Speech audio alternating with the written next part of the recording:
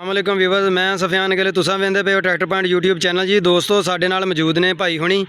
असीं ते अज आए हैं जफर जवेज़ रे इंडस्ट्री गोजरा दे विच ते आ ट्राली जिहड़ी आ फार सेल है। मैं कहा दोस्तां नाल एक छोटी जी वीडियो शेयर कर दिंदे इहदे नाल, जिहड़े भी किसी दोस्त भरा ने लैनी होवे ते ओह इन्हां नाल राबता करके लै सकदा जी। ते ये आपां ट्राली दे मतलब तुहानूं थोड़ा बहुता दसदे हां जी। अस्सलाम वालेकुम भाई। हाँ जी भाई जी, की हाल आ? अच्छा, ट्राली फार सेल आ जी? सेल है जनाब 11 लाख रुपए की है। दो टायर ये सही है, दो नॉर्मल जे टायर। अच्छा, दो टायर ये सही है, तो दो इधरले कि उधरले उरले हैंड दे सही है, परले नाल पाले जेडे आ खस्ता वा। आपां दोस्तों भी तुहानूं दिखा दिंदे। ये किन्ने किन्ने बाई किन्ने दी आ? 16 8 दी है जी। 16x8 दी दोस्तों ट्राली है जी। 16 फुट लंबाई है तो 8 फुट चढ़ाई है जी। तो ये कित्थे दी बनी हुई है जी? अच्छा जी, ये मूंगी बंगला अख्तर वालियां दी बनी हुई है जी।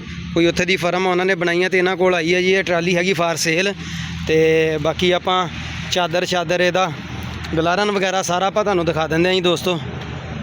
तो चादर किदां दी है विचों जी, फ्रेम किदां दा वा, गाडरियां किदां दियां, मैं सारा कुछ आपां तुहानूं नाल दिखा दिंदे हैं जी। चादर नवीं लगी है जी दोस्तों, कह रहे कि चादर बिल्कुल नवीं लगी है जी। ये तो ये पता भाई कोई किन्ने मॉडल है, कितों दी बनी है? ठीक हो गया जी। हुण दोबारा इन्होंने जी चादर लवाई है जी दोस्तों। तुसीं चादर चैक कर सकते हैं जी, बेहतरीन दोबारा कहते नवीं 0 मीटर इन्होंने चादर लवाई है। बाकी जी आ टायर आपां तुहानूं दिखा दिंदे हैं जी। टायर किदां दे है जी? टायर कह लो कि दोबारा पाउण वाले ही है जी। बाकी जिस दोस्त भरा ने भी लैनी होवे तो वो इन्हां नाल राबता करके लै सकदा जी। तो जो किसी ने लैनी है ना जी, तो फिर टायर भी बंदा पवा ही लेंदा जी। टायरां दा कोई मसला नहीं हुंदा जी। तो चलदियां अच्छा लैस भी हो जाएगी, कहते 11 लाख जो भी लैस हो जाएगी, कमो पेश थोड़ा बहुता जिन्ना कोई प्यार मुहब्बत करनगे जी। ठीक हो गया जी। तो होर कोई चीज़ फार सेल आ? थ्रैशर फार सेल है कि नहीं जी? अच्छा, थ्रैशर भी फार सेल है। केड़ा मॉडल है थ्रैशर का, पता कोई?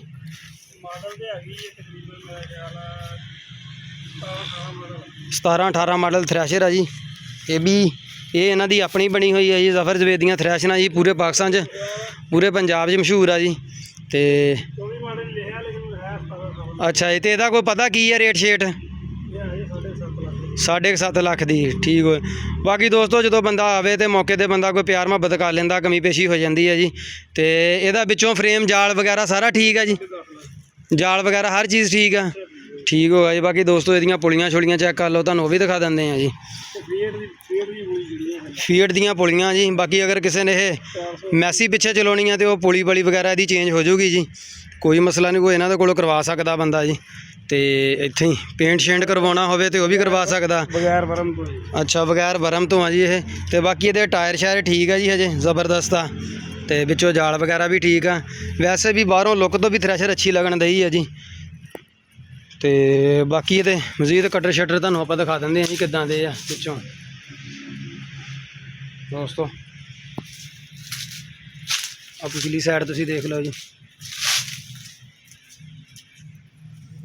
बाकी अगर दोस्तों ये दोनों चीज़ां अगर किसी ने परचेज़ करनियां होवे तो गोजरे जफर जवेज़ रे इंडस्ट्री ते आके तुसीं राबता कर सकते हैं जी, इन्हां दे कोलों लै सकते हैं जी। तो आ देख लो जी, ट्राली ज़बरदस्त है जी, अच्छी ट्राली है जी। बाकी दोस्तों आपां तुहानूं थोड़ा दिखाउणा सीगा जी, ये थल्लियों गाटर शाटर किदां दे है जी। आ देख सकते हैं जी तुसीं। टायर धुरा जिहड़ा जी वो भी चेक कर लो किस तरह का जी।